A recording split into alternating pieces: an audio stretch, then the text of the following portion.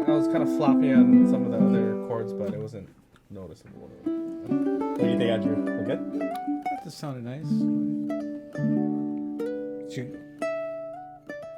What's new in your life? A lot of traveling for vacation, but it's good to be back, settled down here on Oahu, getting back into my private lessons and being here back with the gentlemen here with Andrew, Corey, and Kalei. So it's very good to be back and to be a part of the gang once again. So yeah, just really excited for this year. A lot of good things ahead. What's going to happen this year? Nothing. Like in August? Anything happening in August? Such a positive outlook. So I guess I haven't announced this, I guess, on a podcast setting, but I was engaged about over a year ago. And gonna be getting married this August. So woo! Tying myself down. Not only to the ukulele, but something else now. So I was gonna say something, but I to the wife should not. Ball and chain them. Volunteer. Yeah. Chain gets tighter. So a lot of exciting things on the personal end as well as on the ukulele end. So glad I can. Congratulations. Thank you. Glad I can be here to share with all you folks. And Congratulations again. thank you. So Talk about that song, guys. So that was a Kanile'a Shell song, one of my favorite ones. It is kind of like a Hawaiian version of Nada Soso, which is a popular Okinawan Japanese song, and very popular in the Hawaiian music scene, hula and whatnot. Kanile'a too, one of the greatest Hawaiian artists to come out of From Maui.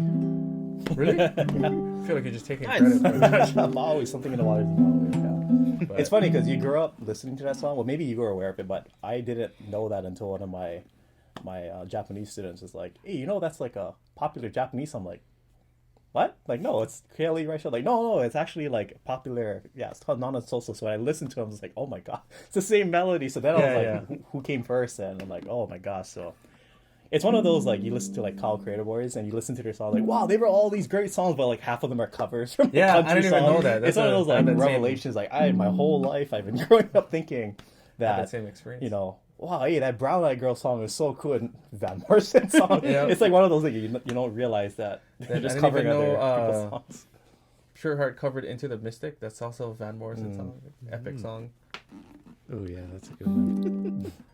Yeah, we can try that too sometime. So you guys have 3 world-class instruments in your hands. Yes, we do. Crazy stuff. The most elite class of instruments. Mika, do you have the information on the one you have there? I think I do. Peter Morelos, one of the top luthiers in the world, building some beautiful guitars. Also, these stunning ukuleles of his. This one has some pretty unreal sinker redwood on the top. When I opened the case, I was like, "What is that?" Like, it's like almost looks like it has the color of koa, like has that kind of orange kind of look. But you know, for me, I just never seen. Maybe I got to get out more, but I've never seen sinker redwood like with this kind of more orange color. And even when you look at it in the light, there's so much of that hazy, foggy look, which is like that quarter song when you cut and saw the wood at a certain angle, and it just creates such a nice foggy look, which is what you want when you get like really nice cedar, really nice spruce, and even this redwood. So some pretty unreal wood here on the front. Beautiful Hawaiian curly koa with more of that orange aesthetic around the rosette. Pau abalone shell around the body. Of course, his beautiful arm bevel that reaches not only if you play ukulele like this, if you're holding it like this, but even if you play more classical like me, it pretty much covers the whole entire area of like how you'd want to hold the instrument. So he has this 3-hole little side port right here, and then really nice Brazilian rosewood, one of the kings of the tone woods. So very, very nice little waves and grain patterns here on the back and on the sides. Beautiful stuff. The abalone shell also wraps all the way around the fretboard itself, all the way into the headstock. And then Peter always likes to use his half sail design here on the top with ebony, and then Hawaiian curly koa, and then beautiful satin stained mahogany neck on the back. So just beautiful stuff. And as you could hear from earlier, this instrument is just beautiful. Nice and balanced. It has some punch to it, but I like how rounded the sound is. But just a nice full body sound. Whether you're doing fingerstyle or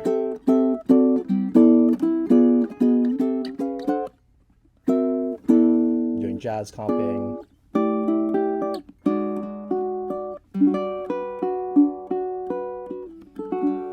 It's very nice all around. Fingerstyle, strumming, whatever you want to do with it. It's amazing. So I'm gonna try to do it justice and do a short little sound sample for this beauty. So here we go.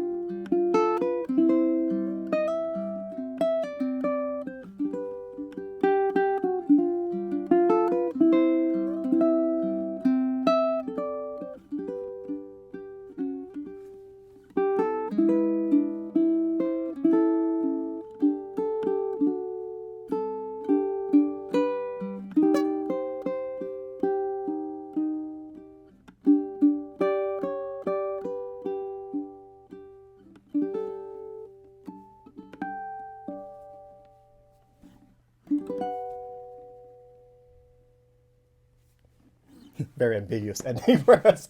You're My Sunshine kind of song. But yeah, this just really easily played. It has the radius fretboard. The neck is kind of like right in the middle in terms of like how thick the neck is. So this feels really nice to play. That's like the perfect amount of clarity. Mm-hmm.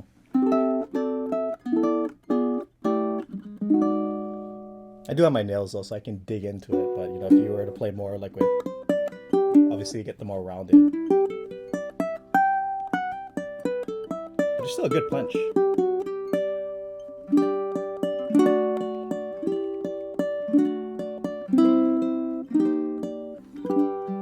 And then if you use your nails.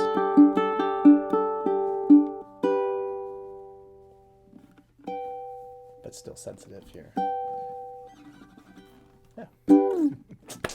Oozing. Yeah. I can play You Are My Gray Cloud, yeah.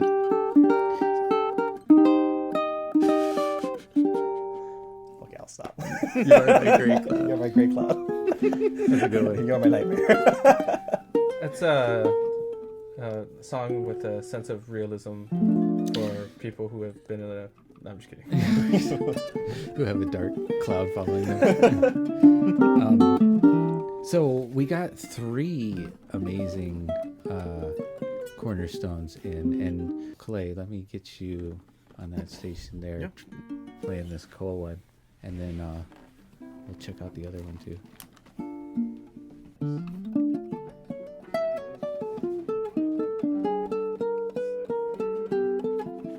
In the meantime, Corey, talk about what you got. So, if you guessed Petros Baritone, you guessed correctly. This beautiful ukulele flew in actually. And yeah, stunning koa, top, back, and sides. Beautiful, curly, high grade 10A. Koa, beautiful as you'd expect from a Petros, and full-bodied sound as you can hear. Very guitar-like, which I like. He also makes beautiful guitars if you haven't seen. On the rosette, you got the nice Honu theme that continues on the purfling as well. End graph, you got that beautiful strap button with that wooden Honu kind of inlaid there, I guess. Beautiful end graph, same kind of pattern that he does. Same thing up on here, this kind of like bridge cover, which is nice. Got the turtle theme as well.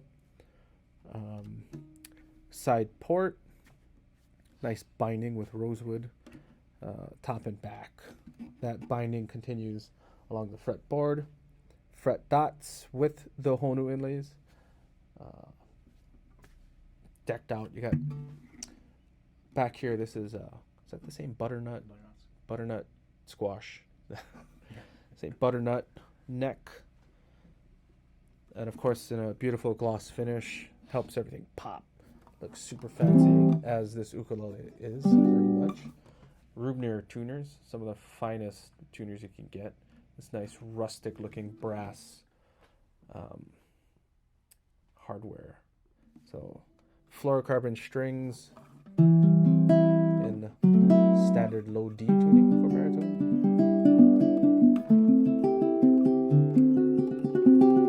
Yeah.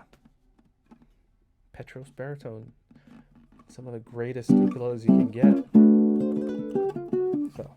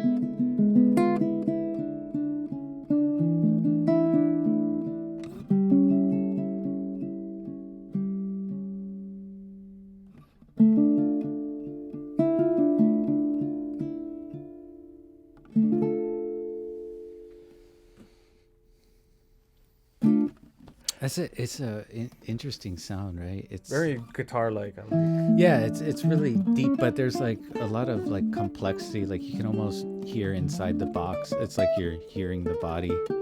Yeah, every note is powerful too. Like you can lay back on it, and if you want to dig into it, you get.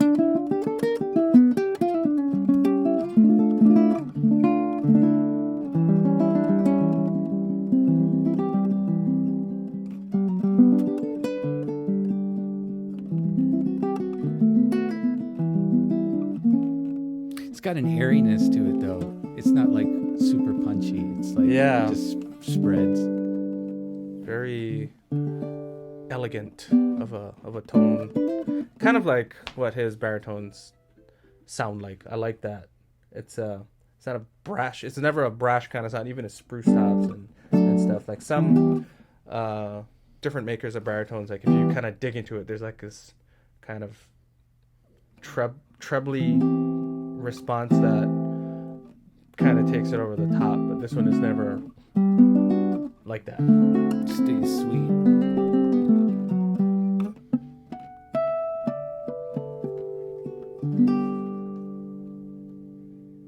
Yeah, I like it. I love it. Very clear.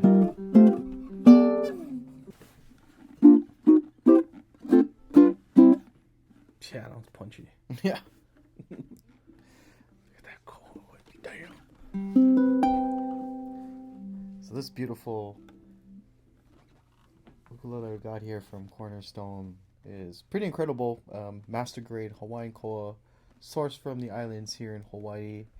A lot of things going on in this ukulele. Let's start off with the top, back, and sides. As you can see, it is extremely curly as far as the koa goes. Really high grade. Overall sound of this instrument is very nice and warm, deep. Cornerstones are known for having really good projection without the volume being too overpowering in some cases. And the materials and the workmanship on here are extremely incredible. So for all the features of this ukulele, we have abalone rosette, binding, as you can see here around the body, his signature armrest, side port. And when we get into the inlays, it's very interesting because he uses a couple of different materials. There's black opal, gold recon stone, also a mix of koa in there, and it just blends in very well with the overall design and aesthetics of this instrument. The fretboard features a vine-inspired inlay with a half cell on the top of the headstock near the logo. High gloss finish, and this is something that's pretty cool too. When I turn this ukulele around, you got the theme continuing with two inlays on the bottom bout on the back of the ukulele. And it's really cool because these are here, but it doesn't take away at all from the beauty of the koa. In fact, it's perfectly placed right where I would probably decide any type of inlay on the back, because it's not in the way, but it also is present, and you can clearly see that it's there. Really nice darker stained koa neck on this ukulele. We got goto tuners with the ivory machine heads, and yeah, very beautiful. I was very surprised when we took this out of the case and how it played and sounded. I mean, we always expect that Cornerstones are always going to sound good and play well, but this one has a really nice, unique tone to it. It's kind of like a warm blanket, if I were to explain how it sounds in my own perspective. Like if you took like a pillow and threw it in the dryer for a few minutes, take it out and you kind of like put your head on it, that's kind of like how this thing sounds. It's a snuggie. Yeah, it's a snuggle sound of the ukulele.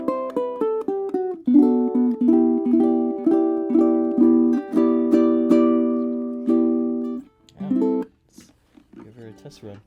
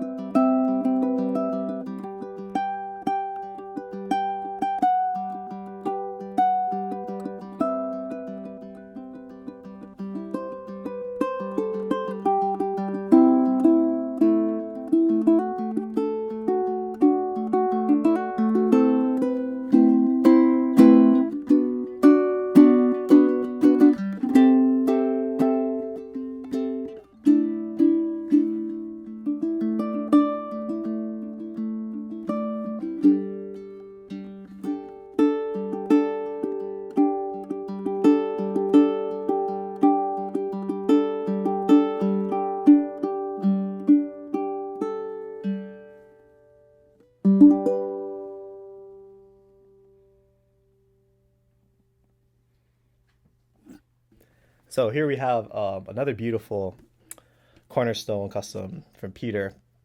And this one has some really nice woods on it, some that I've never seen before. But, starting here on the top, beautiful Torrified Sitka spruce, very baked, golden color.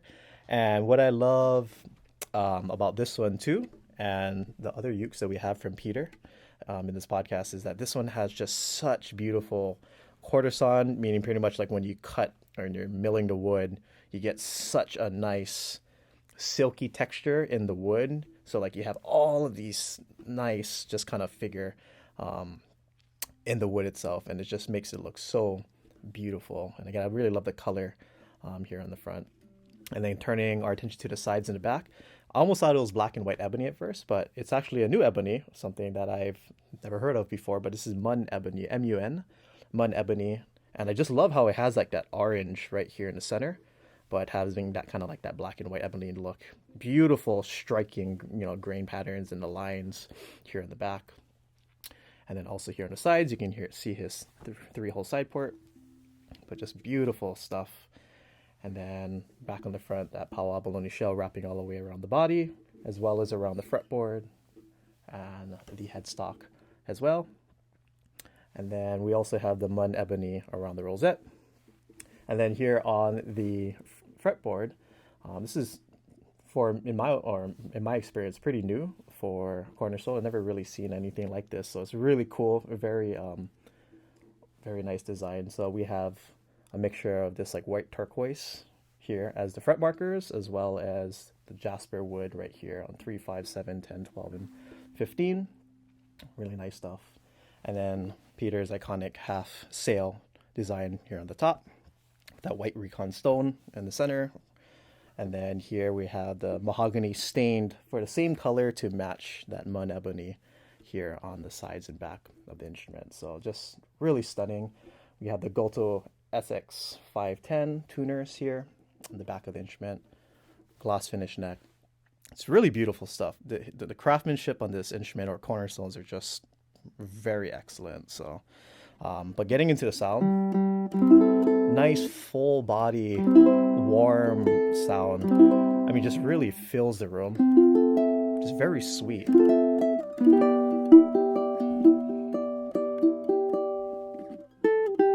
Just love how rounded the sound is.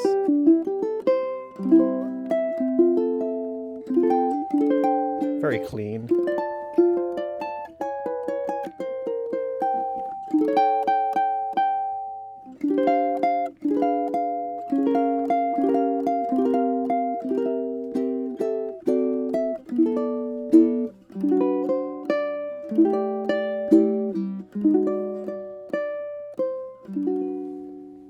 Really beautiful.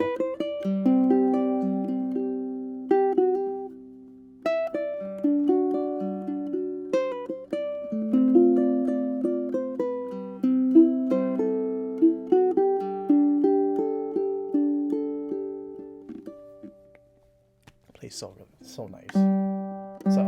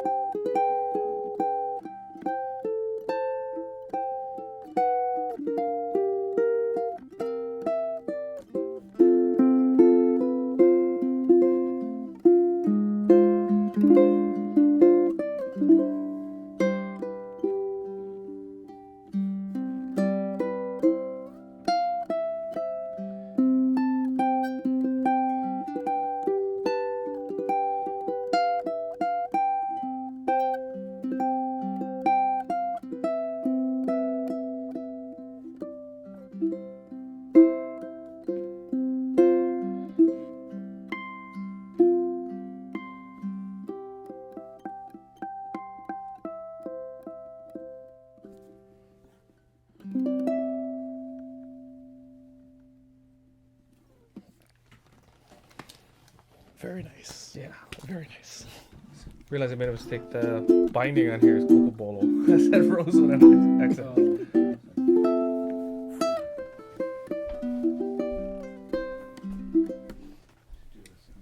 All right. Yes. Are you still playing with flesh? Or are you growing your nails out? I've Or is it a been mix? using nails. Yeah, hanging out with Ian too long. Good. But it's like the maintenance is like, I get Every tired 2 of it. days, every day, yeah. It's really every day. But so I if have you do it sandpaper enough, it everywhere I go. becomes like a routine. It's like a part of your lifestyle, so I'm just used to always. I put a priority on my thumbnail because that seems to last the longest compared to the other.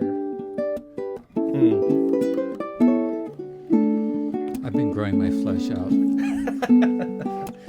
I too have 20 pounds of it. I gotta trim mines. Gonna cut a little bit. I gotta cut it. Which was that easy? Oh, I've accumulated too much flesh. I'm gonna take it out and remove it. Extra warm. Oh, it is possible, but at a price. Like a nail cutter, a flesh cutter. Stick huge. Yikes.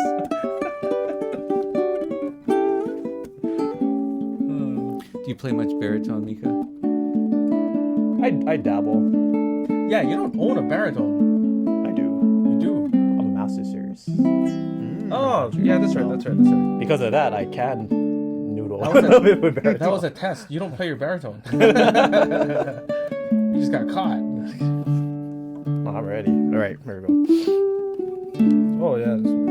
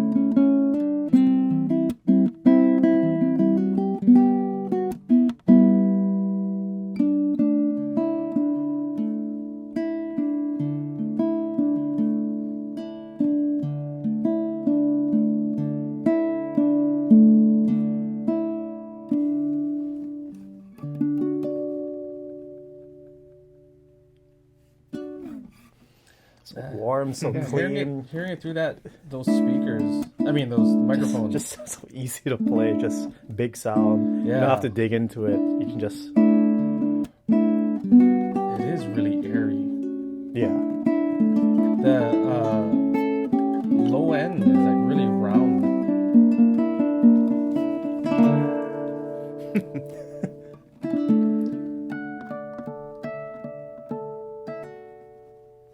Sweet.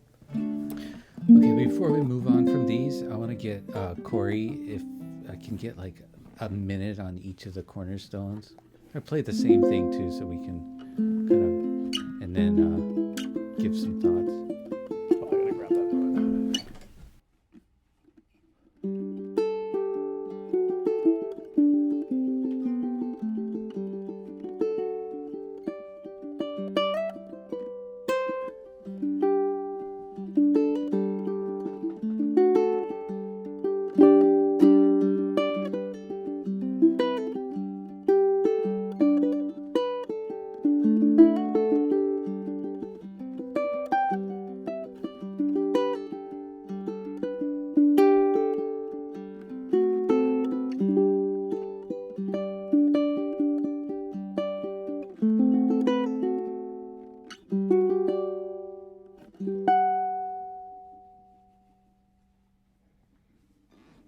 Jeez. All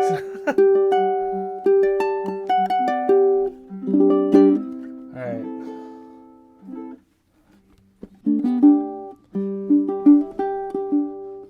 Wow. This is like a classic Hawaiian ukulele, but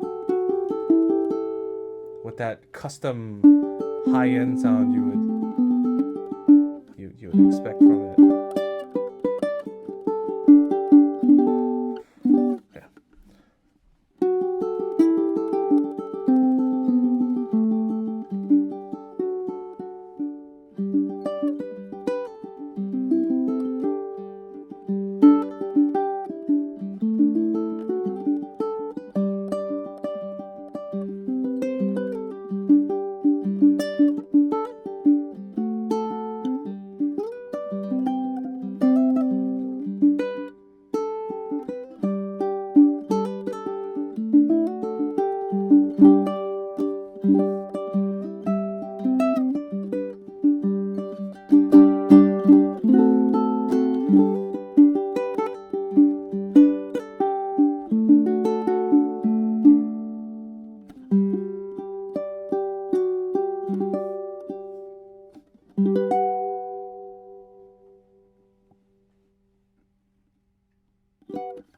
Yeah, it's built-in reverb too. Just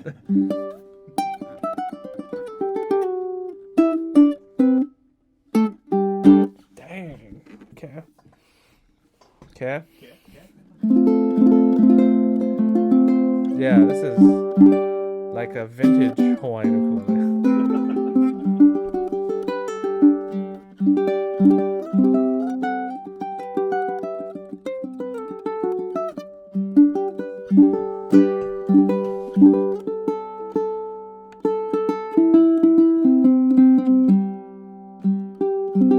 Wow, it's sweet.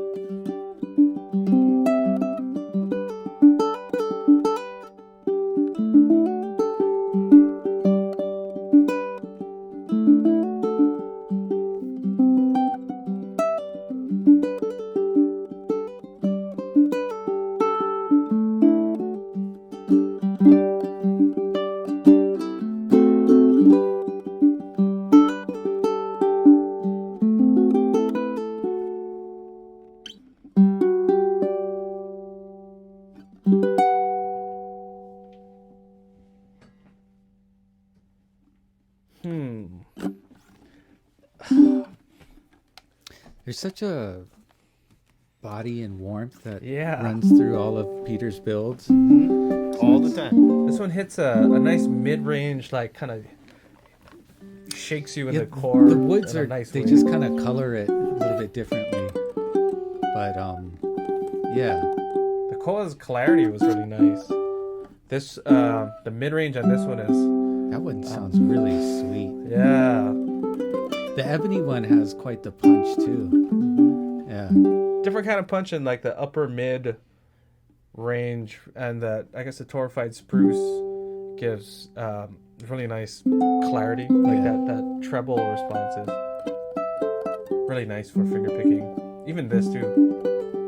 I mean all of them. If you guys really want to go all out, you just buy all three.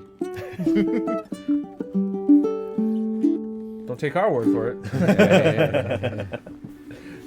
Have it for yourself. Life's Probably short. the only 3 ukuleles you'll ever need to own. Sheesh. All right, let's see what's next. Okay. Very special announcement. We just started carrying these very high-end ukulele stands. These are all handcrafted in California by our good friend Keith out of K Stands. And he makes a variety of stands. This is one of the ukulele ones. This is for tenor and solid wood. This one is made for us. You can see the ukulele site logo on here. And these aren't, they're on the pricey side, but they're handcrafted. They're well done. They're really portable. They fit inside of your case, which is nice. and It's a genius design. Yeah. The way it flattens out like that. and it stays like this because of this magnetic system that he had put on. This is like the latest revision, just nice. It keeps that. You have these two magnets here that will, when you have it folded up, it'll keep it all together, and you don't have to worry about it opening as you're in transit. You can hold it like, that's like a handle here, which is really nice. These are like really, you can feel when you pick it up and you hold it and you handle it, that it's like really rigid, really tough. And this is what it looks like when it's opened up. Pop that out here. Get these just like that. It's kind of like a two-step process. And So I didn't realize these. There's different sizes. yeah, so soprano, concert, and tenor. This one is, I believe, the tenor size. And yeah, there's this rubber attachment here on the backing and the bottom to protect your instrument from, it's very, very nice, very sturdy fit for your tenor ukulele. Or, you make guitar sizes, all ukulele sizes up to baritone. And yeah, when you're done, if you gotta, you're finished with your gig, or you are ready to take your ukulele, put it back in its case, and go traveling, you just flatten it, and ready to go, ready to travel, ready in your suitcase, gig bag, hard case, whatever it is. So, yeah. Case stands now available. Sorry for the delay, Keith. Very cool. Yeah, these are freaking. You ever?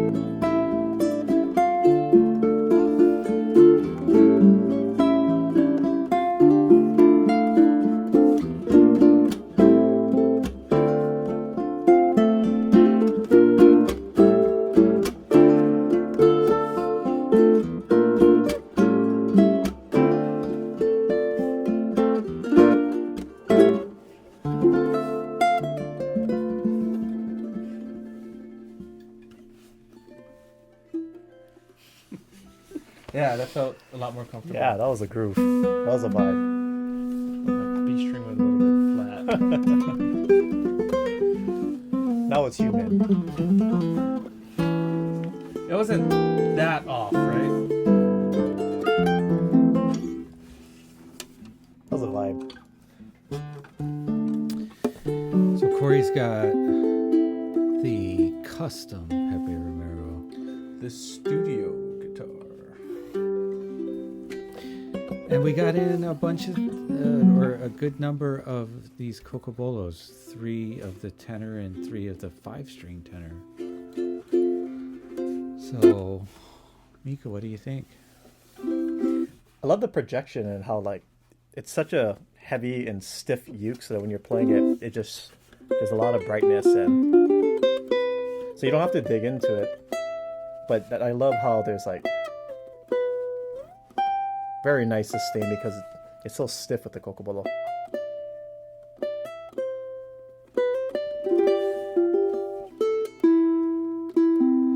Is this your first time playing these? Yeah, Yeah, first they're, time. They're Yeah. nice. It's like a really sweet sound. Kind of a different sound, too. Very shimmery.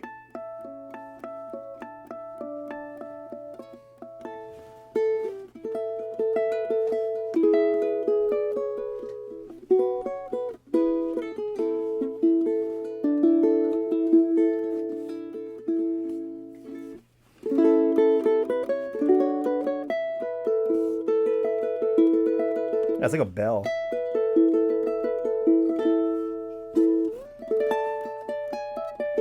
So clean for fingerstyle.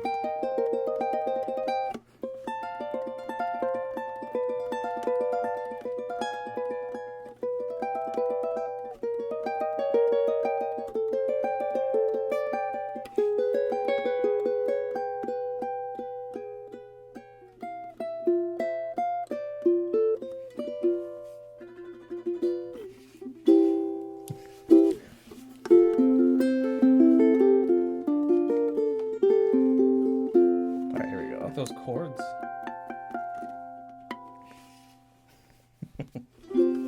Oh, these chords? The Benny chords? The I don't know what I'm doing, but I'm copying him chords. Yeah. You know exactly what you're doing. Alright, here we go. Let's go ahead and play that. Nice.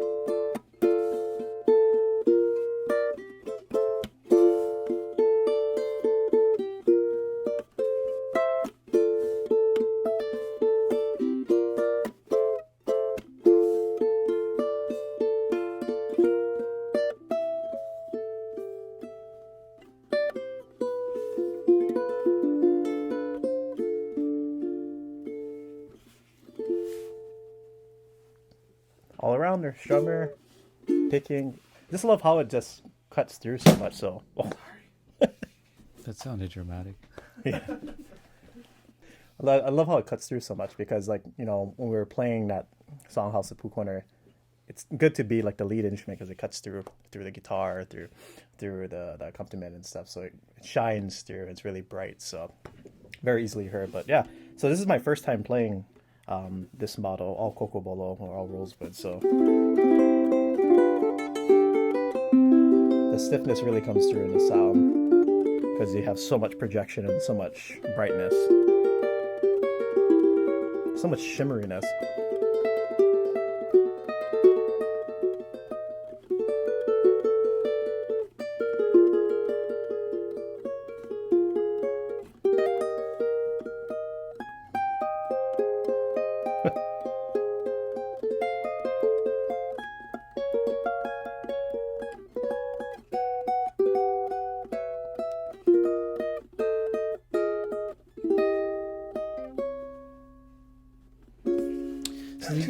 Uniqueness and sound comes a lot from the tone woods. Of course, the whole thing is Cocobolo, except for the bracing and the neck have teak. This package strip and yeah. Some other factors that make the Cocobolo unique is it has a slightly longer scale than your average tenor, and it has slightly heavier arch to the back. Oh yeah, right here dips in more. Yeah, and what are some other unique features? It is 13 frets to the body. That's usually, right. Usually Yeah. it's 14 frets. Or Yeah, that's so that's pretty cool. So you have your 12th fret right here, and then it joins at the 13th fret. So yeah, all of their tenors at least join at the 13. Pretty cool, huh? no, I just love the aesthetics because it's just Cocobolo is such a unique rosewood. It just really catches your eye. So the fact that you have it here on the fretboard, just everywhere here at the front of the instrument. Striking, huh? The striking of the headstock, you have a little bit of that whiteness here on the back of the headstock. You have the strip right here down the neck, satin finish. So just everywhere, it's just really striking. And then you can hear, you have a little the red right there. The wood is So, like art in itself. Yeah, just makes it very unique. And then when you look on the inside too, you can just see all of the grain pattern as well. So it smells good too. Kalei, let me get you over there to sample the 5. It's not a side port, it's a scent port. So you can smell the inside of the ukulele.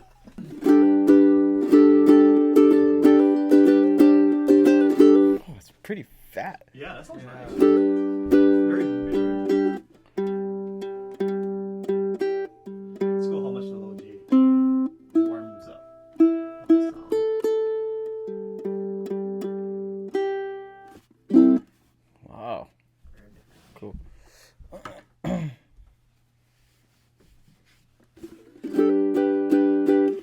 So I got the honor to introduce a new model that we'll be offering along with the Cocobolo ukulele series. This is their take on the 5-string tenor ukulele, which has both high and low G for the 4th strings.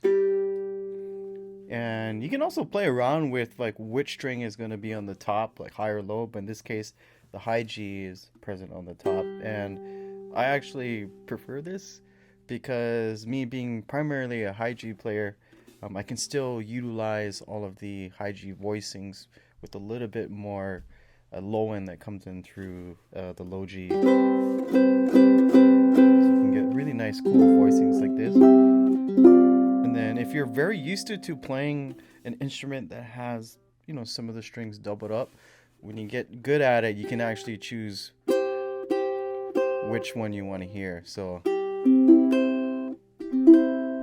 without the low G. But there's really no difference in how you would normally play it, whether if you're a high G or low G player. Like with the double G strings, you get this octave, almost like mandolin-like sound.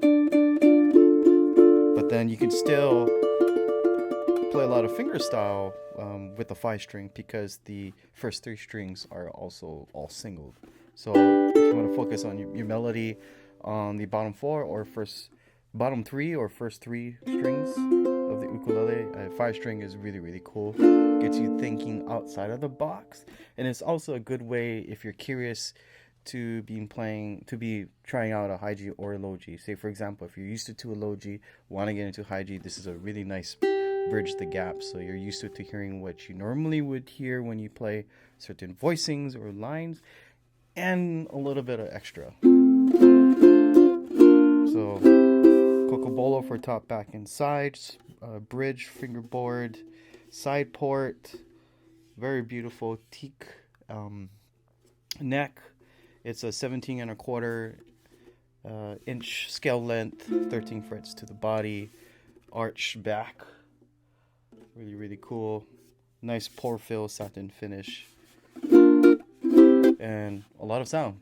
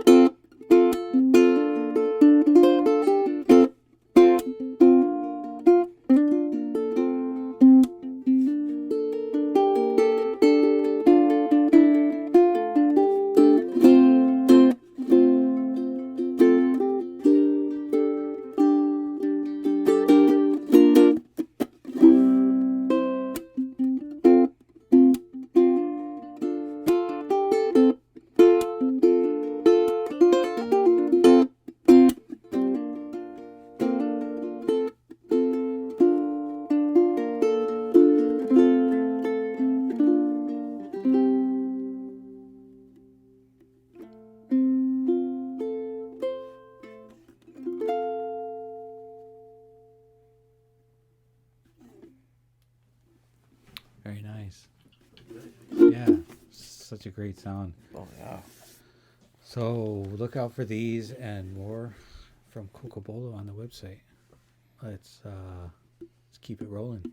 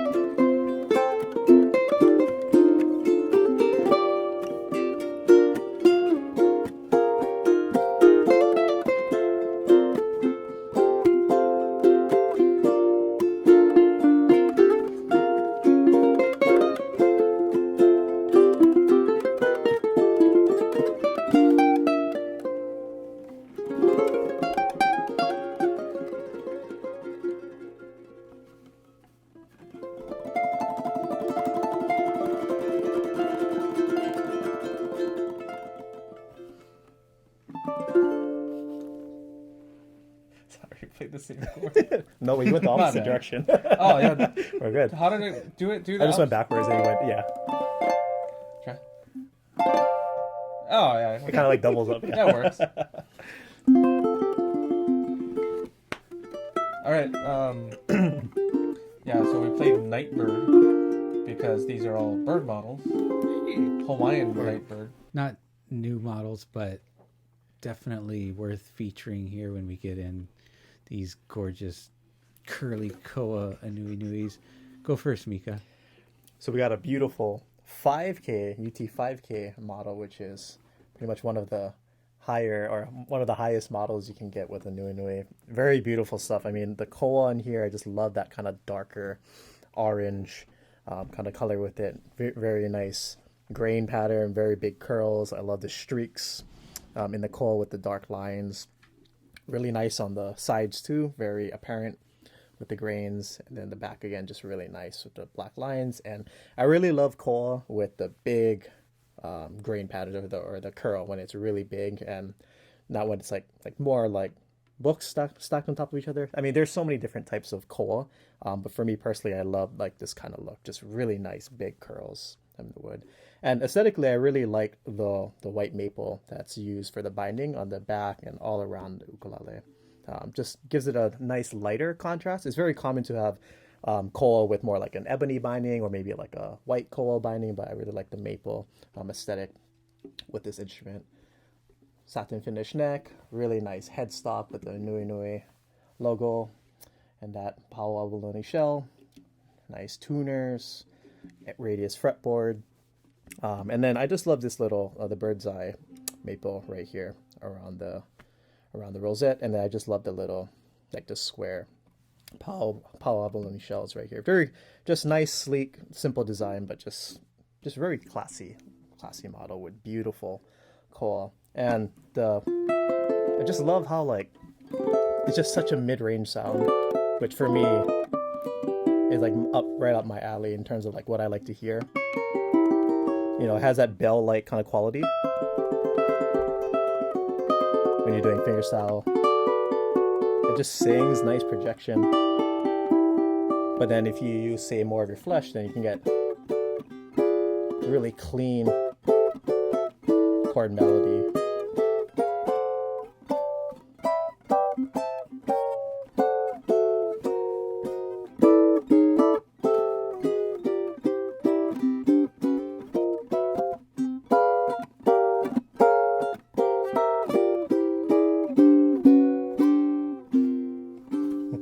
Just all around, just extremely clean ukulele.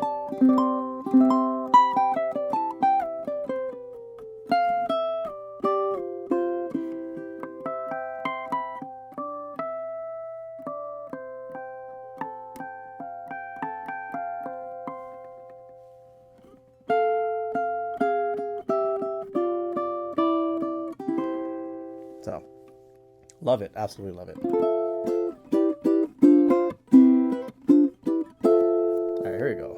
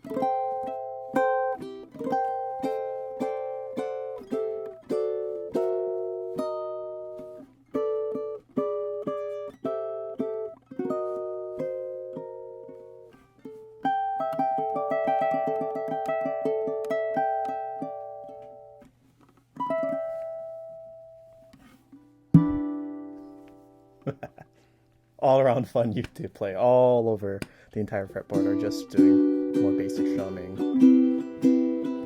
Just such a nice clean sound, mid-range sound.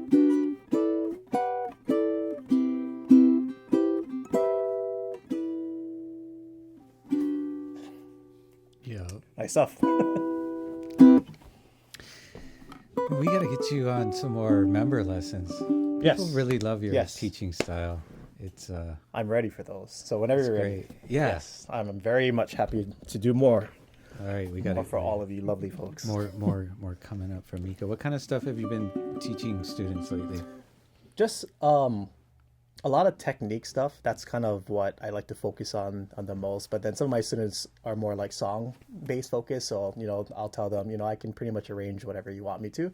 And then I can arrange it based on your skill level and stuff. So it's pretty nice because I get to learn a lot of new songs. So they'll just feed me songs like, oh, I want to do this or this or this. And then I get to arrange it and then just kind of help them learn it, read tabs, but also like insert a little bit of technique. Like, hey, so I noticed you're holding the chord like this. Maybe try hold it like this. And then, maybe we can work on your transitions or all these kind of things. So it's really more of a student based on each student. But for me, I really love teaching technique because I love seeing the reactions of like how techniques can make someone sound better or sound like in a way where they never thought they could sound,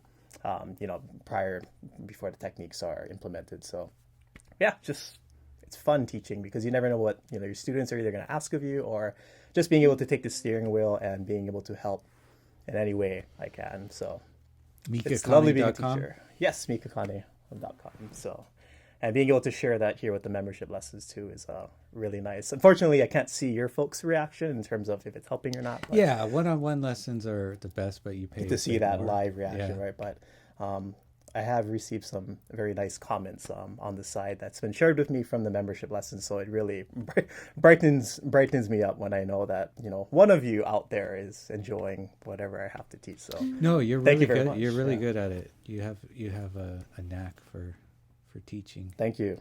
and I just really might enjoy. be the only person I know with the degree to. I think at the end of the day, I just really enjoy. I'm very passionate about ukulele. So whatever I know and, it's able to help someone else, sound better or, with technique or theory or whatever it may be, I think it's a pretty special feeling. So thank you for letting me share what I know with the membership lesson. So I'm looking forward to some more It's your calling. and being here, playing with you guys. I was gonna say, don't forget about that. Yeah, playing with you guys is pretty cool too. So, this is the UC3k, the 3 series featuring X bracing, 3A Koa. 3A Koa, yeah. This one's called the 3.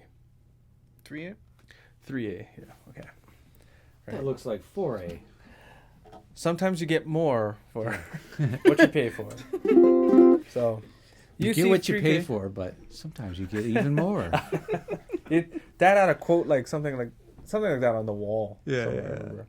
UC3K, beautiful 3A Koa. This has X bracing on it, the upgraded bracing, so you get a little bit more vibrant sound. Koa wood, you get a classic Hawaiian familiar ukulele tone. And for a concert, it's really loud. You'd be surprised the amount of volume that this thing generates. And with its size, it's really comfortable to play. I generally play tenors, but this is still extremely comfortable for me. It's very not only aesthetically pleasing, but ergonomic. Radius fretboard, ebony bridge fretboard faceplate, fluorocarbon strings, satin neck, which helps with navigating up and down the neck, and got the aNueNue man up here, inlaid in pearl. Standard Goto UPT tuners, very easy to use, very lightweight. Yeah, very attractive design, attractive wood and sound. Yeah, hard to beat.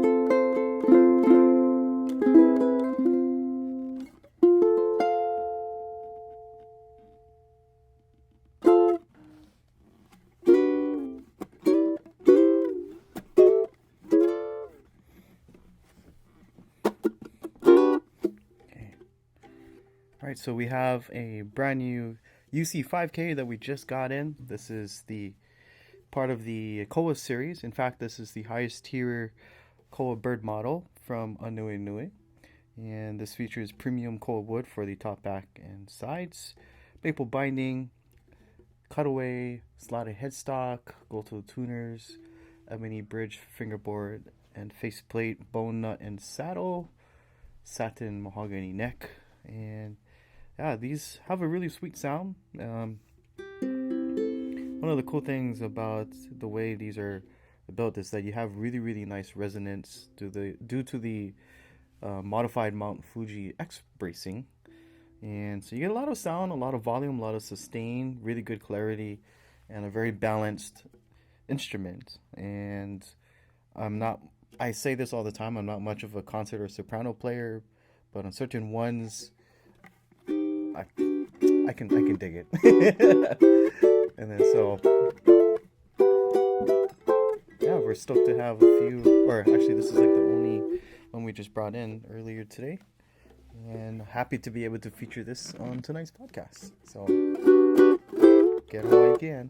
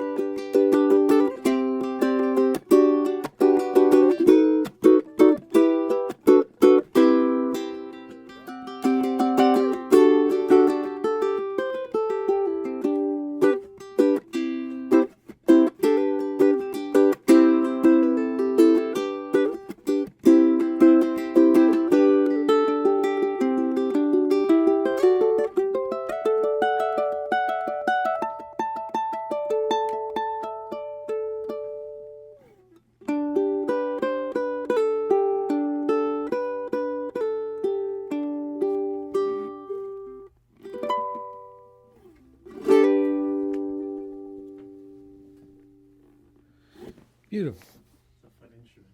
Yeah. All right, so last week we picked up a bunch of Kanile'as, but yeah, we'll feature a few here to close out.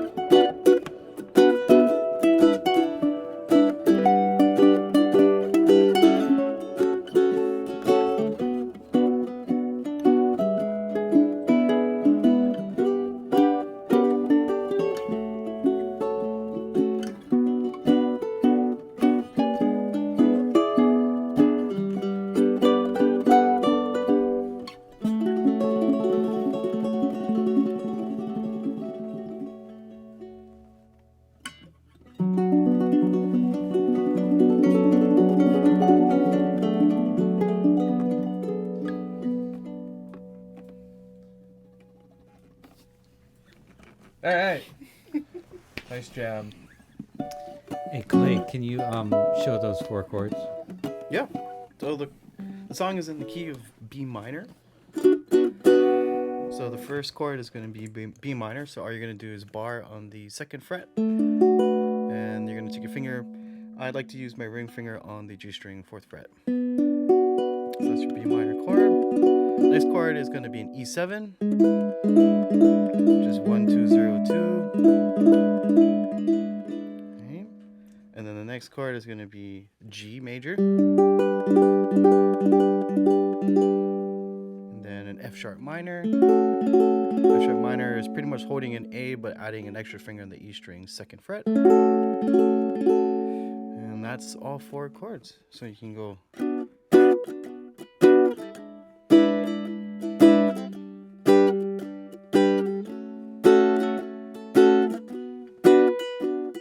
So you gotta think of, I think it's like,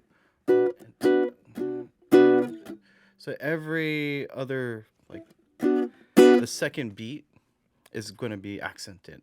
And so you want to make sure that's slightly louder than the first one. So if you're not used to strumming like that, you can just hold 1 chord and practice like that. So let's all hold B minor, and you can take it like this. So 1, 2, 3.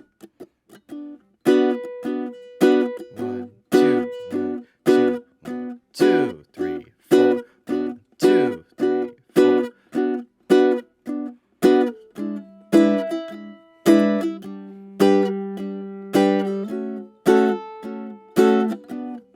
And that's pretty much the chords for the whole song. Yeah. It's the melody that makes it. So whatever Corey is playing is what makes the song sound familiar and also sound complete. What are those chords on baritone then? So, first chord is B minor, right? Which is like an E minor shape on regular ukulele. And then like an A7. I like to do this. I like to do full chords because as you're doing the strumming, you can fully mute it by just lifting all your fingers up. It's like you're But- pulsing Yeah. the pressure.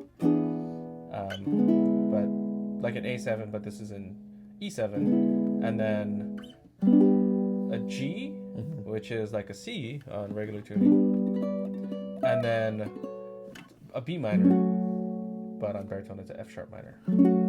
So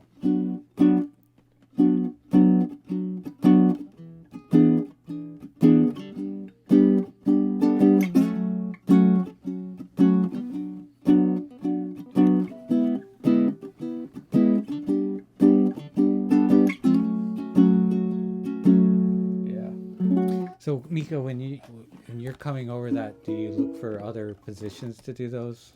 Yeah, so there's a few things that I'm doing. So, of course, when you play with other people and they're kind of someone's going to keep the beat steady.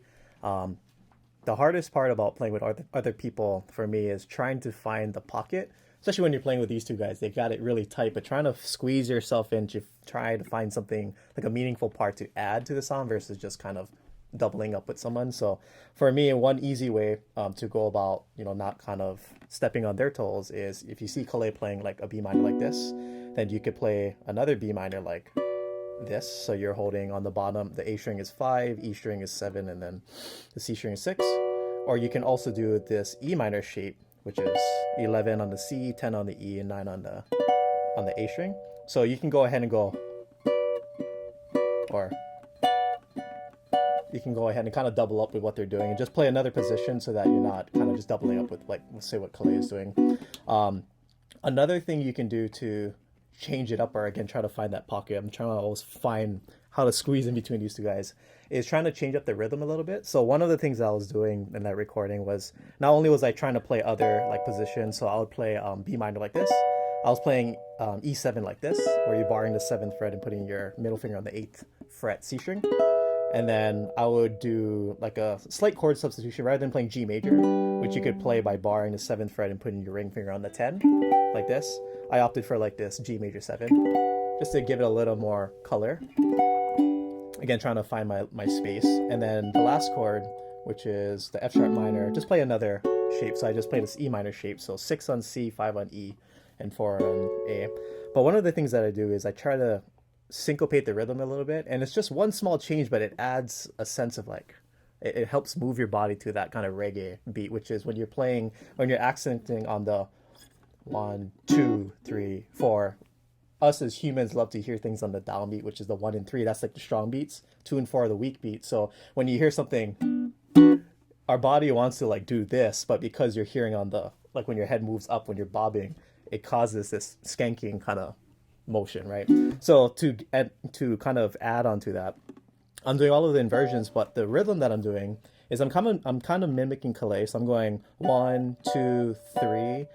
But what I'm doing is that on the and of the 4, so if you go 1 and 2 and 3 and 4 and on that and, I actually jump the gun and go, or I jump quickly and then I go to the E7 chord. So I'll go 1 and 2 and 3 and 4 and. So I'll hit the chord next on the 4 and, so that when you do this and you let it ring, it's like you beat the two of them to the chord. So Kalei, can you try play like the steady beat? So by having that chord ring forward, it sounds really good with the syncopation with Kalei. So yeah, so 1, 2, 3.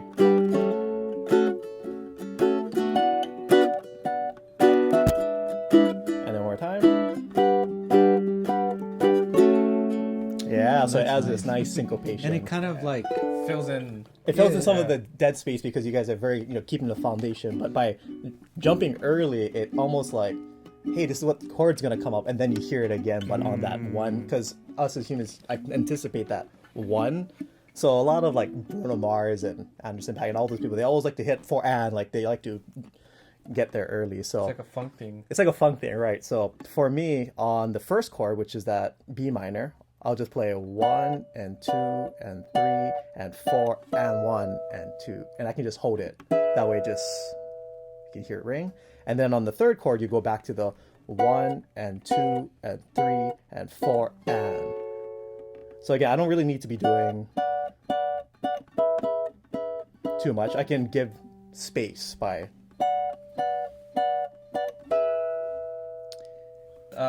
If you want to just do like a melodic, instrumental version of it, the chords that Kalei's playing, all those fall on the melody line. So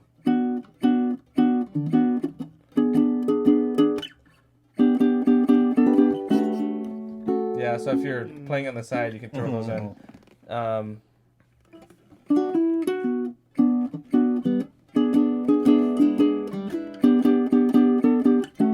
You just have to know what strings to pluck, because it's baked into the chord.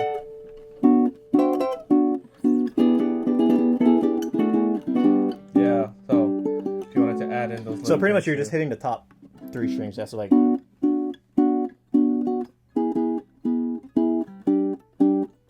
then maybe like. Yeah, adding that on. Yeah, there you go. So you go 1, 2, 3, 4, 1. And then you move a 4 and you jump it, and you jump earlier. And then it's mandatory if you're playing it, you have to say the ooh yeah. You have to. Ooh yeah.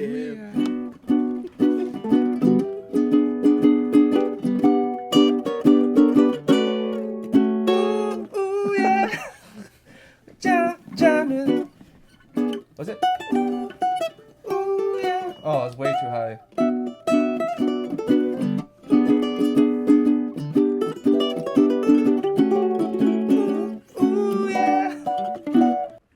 I have a beautiful KPA-B.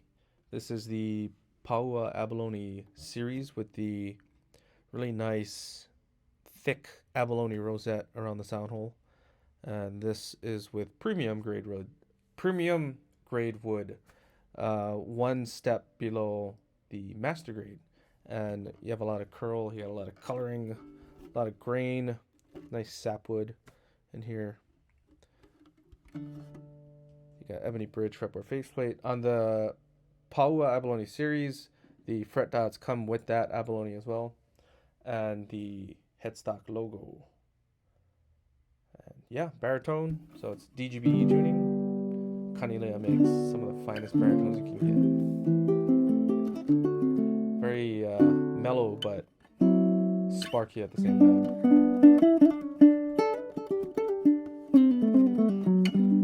The 1.5-inch nut makes, finger, what you call, doing chord voicings a lot easier because the string spacing is a little wider, so the neck is very comfortable too.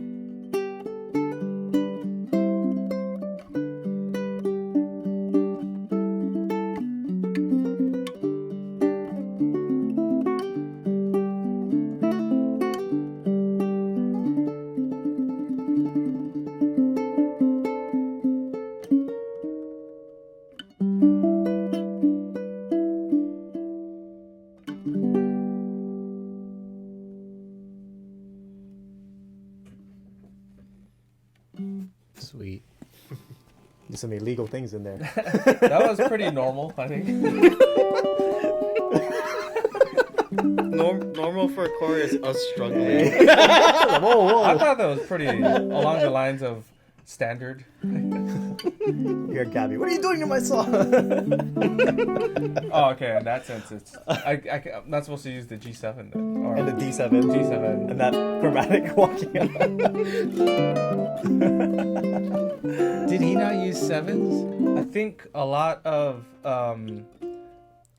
old not contemporary, but that Hawaiian style. A lot of it didn't have dominant 7 chords. They would just do a straight G. Right. The older ones, yeah.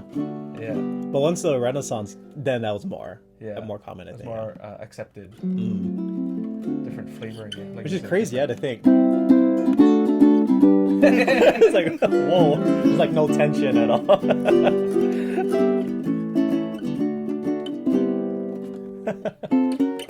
Even that was probably illegal. I was like, what are you doing?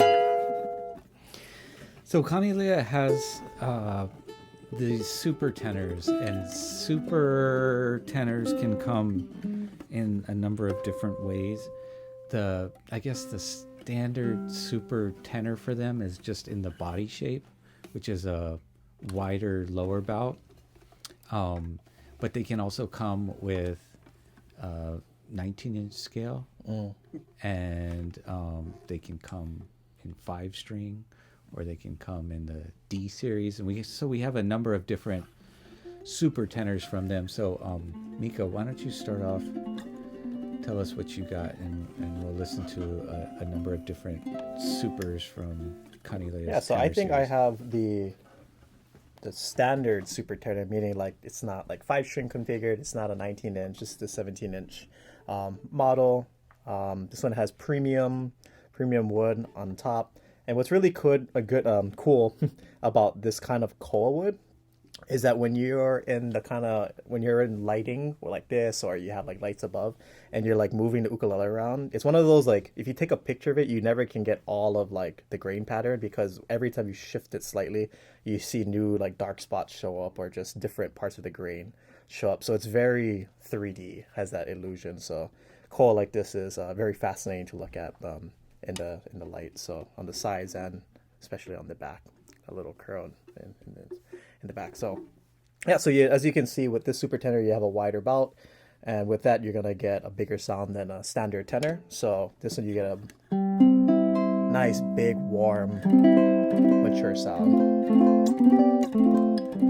Very nice, very warm.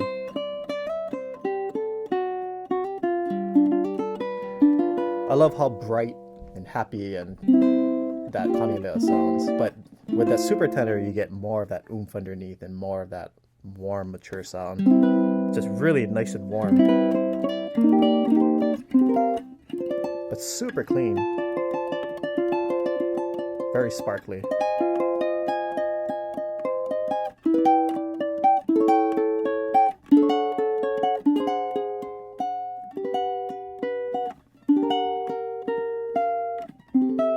Oh, that's the wrong chord. Yeah, so let's check it out.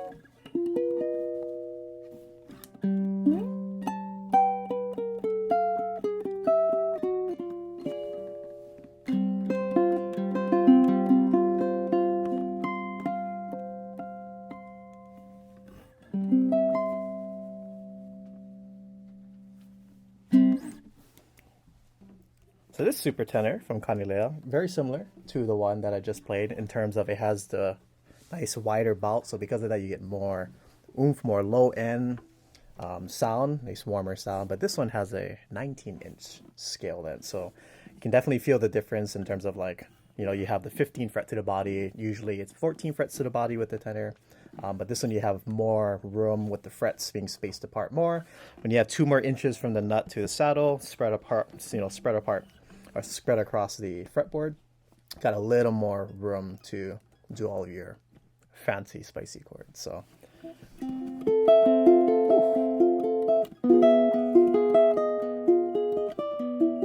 right, here we go.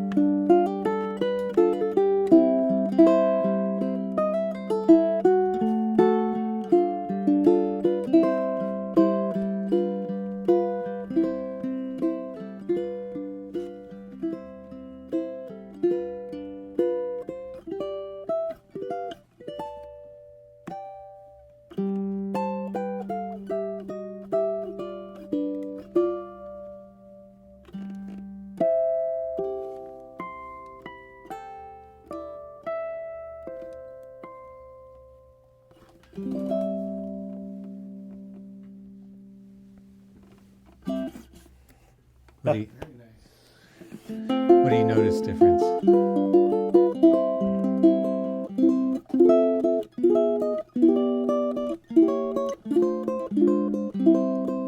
Well, other than, the spacing between all the chords, there's more spacing because of the 19-inch. I feel like this ukulele, I don't know, what do you guys think? It sounds a little brighter than the other one. Oh yeah. It definitely, yeah. It sounds brighter. Yeah, it is stiffer with the string tension. It's not hard to play, but you can dig in a little more because it's tighter versus the other one, not as much. So this one definitely has that punch of the A string. But still same, like, lower end response.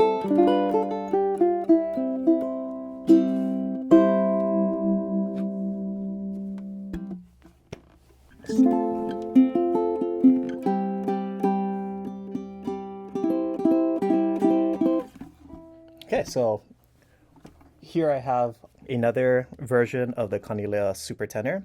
So, and again, it has the same wider lower bout. This is a 17-inch scale length, so normal size for a tenor. This one, as you can notice, has 5 strings, in which the first string on the G string is the standard high G string. And then right below it, you have that wound metal string to get that low G sound. So you have that G string doubled up, and then the normal C, E, A on the bottom 3 strings. Now, what kind of following along the lines of what Kalei was mentioning earlier, it's very unique to have a 5-string in this orientation, because what's really cool is that you can play it both as a high or a low G. And for me, the way I would kind of approach that is that rather than trying to fully dig in, like say I have a nail, so I can go ahead and use my nail at this angle, and I can pluck it both together so you get that kind of that octave sound. But if you're more like flat and say you use your flesh and you do fingerstyle like this, if you're really careful, you don't pluck too hard, you can get away with kind of just hitting that high part or the high G string, and you might hear a little bit of the low G, but you can almost kind of like, again, I hit it a little bit because it's really impossible to control that much, but it almost still gives off like, oh, it's a high G, but there's like a little low frequency in there, versus if I really try to, this is me trying to dig into it so I can hit both the low G and the high G. But so it's interesting because you can play this as both a high G and a low G, or you can take full advantage of it and play it, with the octave, depending on how you're attacking technique-wise that top string. So if you want to play low G, again, you can just dig into it like this.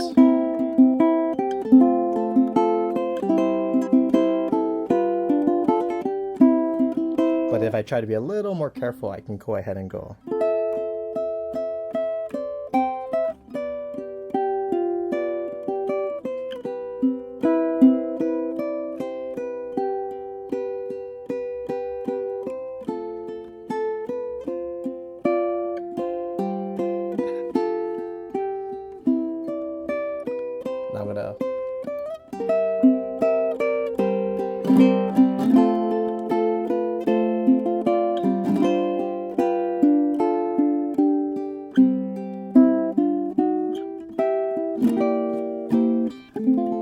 So that I can go ahead and activate it like that. Of course, if you're strumming, you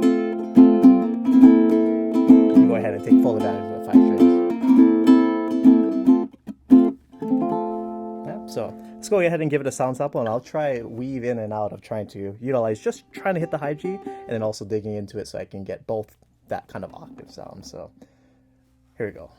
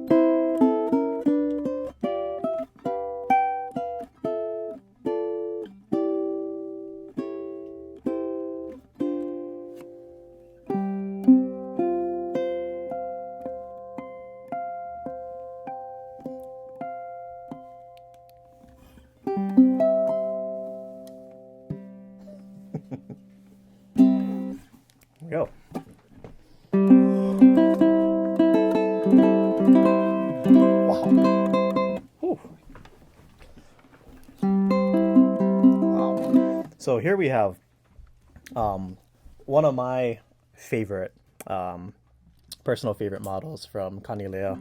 I'm a big fan of their D-shape sound hole that they have. Been a big fan ever since pretty much they came out with it a few years ago. I just love the unique sound it adds. It adds more low end response to my ears, but it also brings out some of those clears, the clear trebles up on the A string. It just brightens up the instrument overall. Like it brings up the high frequencies and also the lower frequencies, just because of where I don't know the physics of like what's going on, but from what I hear, I just love how it widens the sound spectrum, bringing out those sparkly highs and the lows. So I'm a big fan of this, the D shape, and also it has a side port as well to allow the instrument to breathe a little more. It gets more airier. It has another spot for the sound to come out of the instrument. And of course, this instrument has beautiful, beautiful master grade Hawaiian curly koa, especially with the sap in the middle. Very nice grain. The grain patterns all over the place, and the curls really nice, and then all the streaks of the koa. I mean, look at that. Very striking here with the dark streaks and that. Look at that back. Absolutely beautiful. So, and this is the super tenor with the wider lower bout right here, 17-inch scale length. And then, unlike the other super tenors, this one does have the thin slotted headstock with the Goto Stealth tuners here on the side. So, beautiful sound.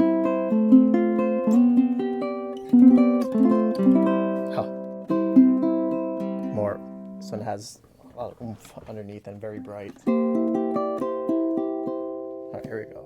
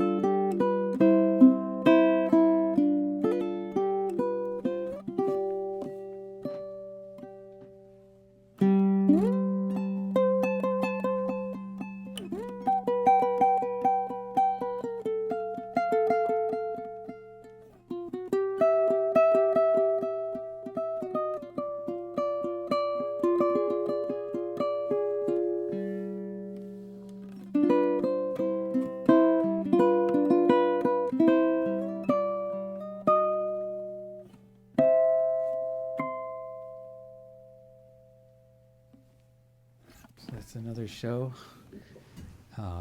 Thank you, Mika. Yeah, Thank you guys for having me. It's always nice. See you next Feedback. week, man. See you guys next time. Yeah, It's always a pleasure to be here and Wait, to be able to share. To Indonesia next week? yeah, Oh, yeah. yeah. Me and Kalei are going to go to Indonesia next week, so Visit the we will be back the Factory. week after that. And yeah, we love you guys, and let us know however we can help with anything ukulele, and we'll see you soon. Aloha.